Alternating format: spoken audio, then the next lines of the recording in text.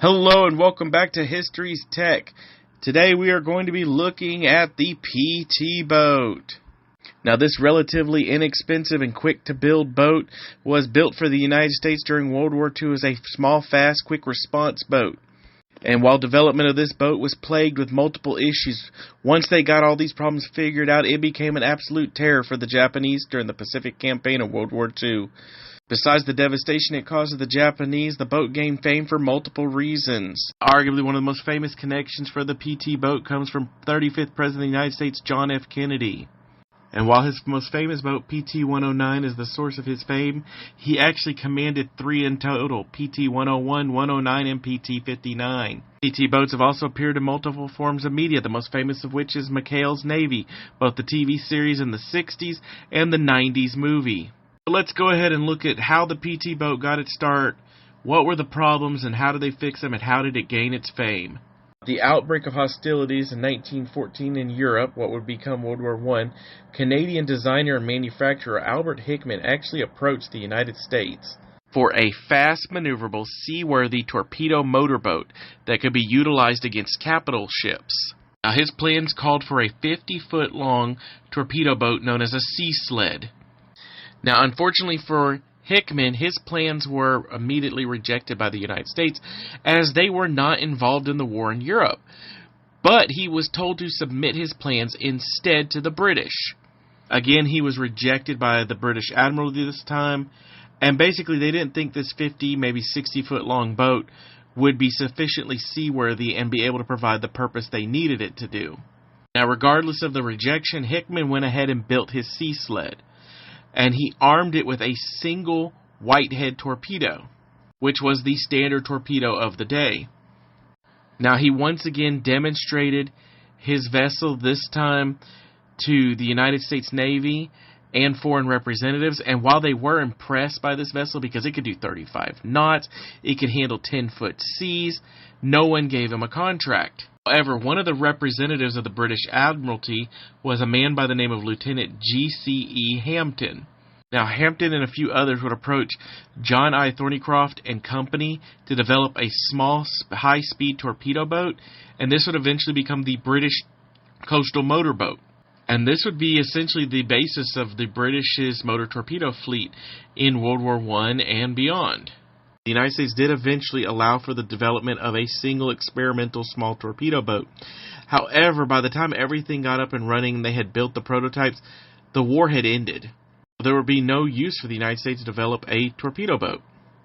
During the 1920s and 30s, the United States did purchase several of these British coastal motor boats for various uses and experiments. However, they didn't really consider their own independently developed torpedo boat. In 1938, the United States Navy issued notice for the proposals of 4 new types of boats. 2 of them would be submarine chasers, and 2 of them would be new torpedo boats. Now, the specifications for the torpedo boats included one designed for roughly 70 feet, the other for 54 feet. The larger of the 2 could not exceed 80 feet, had to be capable of carrying 2 torpedoes, 4 depth charges, and 250 caliber machine guns. And the smaller of the 2 boats couldn't weigh more than 20 tons, so that it could actually be transported by a cargo ship, and had to have a top speed of 40 knots. Now, by September of 1938, they actually had received 24 different design proposals for the small boat, and 13 for the larger 70-foot boat. Now, the final winners ended up being Sparkman and Stevens for the 70-foot class of boat, and George Crouch for his 54-footer. Now, these designers did not actually build the vessels they designed. In fact, the contracts were awarded to others. William Higgins of Higgins Industries, which I talked about in regards to the Higgins boat, actually designed the Sparkman and Stevens 70-foot boat, but actually scaled it up from 70 feet to 81 feet. The Fogel Boatyard and Fisher Boatworks ended up getting Crouch's smaller 54-foot design.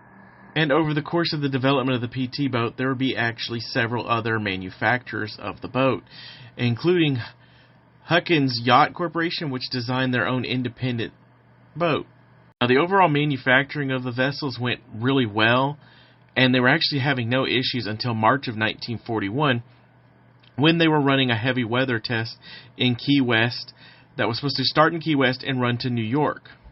Now, additionally, during the testing of these vessels in the Keys, they ran into some issues such as the operating personnel reporting extreme discomfort and fatigue, and the issues of the vessel having to constantly rise and fall from the ocean's wave, developed issues such as broken bows, side planking cracking, cracking along the longitudinal strengthening supports. Weaknesses were found in the overall hull design.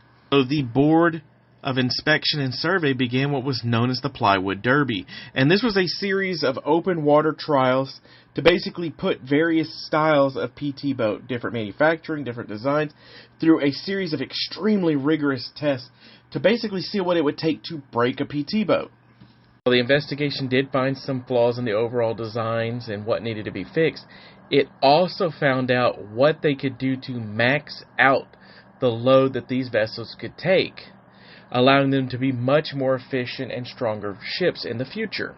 And some of these recommendations included the usage of the Packard power plant because it was found to be the most satisfactory when used in construction and design of the ship, that Huckins' 78-foot design be immediately put into production, that if they were just reduced the size of the Higgins 80-foot boat, they found that it would be perfect for immediate construction, that the Elko 77 boat needed to actually be increased in size for it to be produced, and that the Philadelphia 81-foot actually was too heavy and had to be stripped down and lightened and then redone.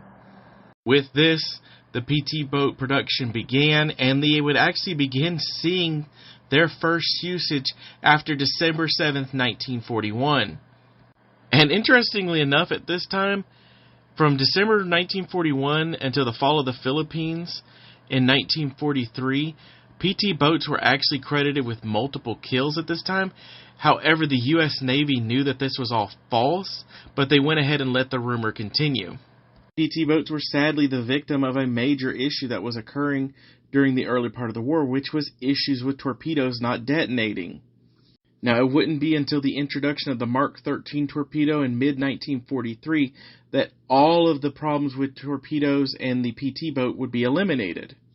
Another issue that plagued the PT boats is they were actually selected as a nighttime fighter, but they were frequently the victim of friendly fire incidents.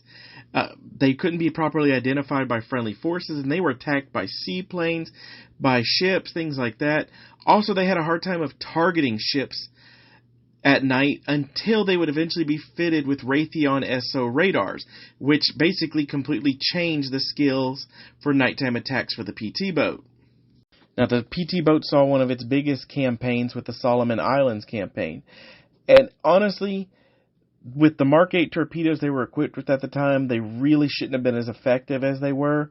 However, the Japanese actually believed that the Americans wouldn't be dumb enough to send out these little boats without some type of extremely effective torpedo like their Type 93 Long Lance torpedo. So they were actually scared of these torpedoes.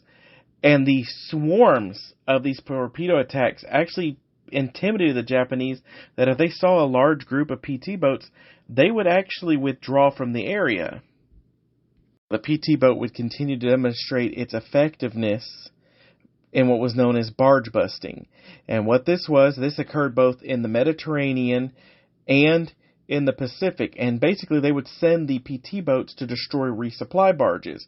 And they would end up arming these PT boats with heavier guns to take out these barges and sink them. And actually, they're credited with actually being a major reason for hurting the Japanese resupplies in the Pacific.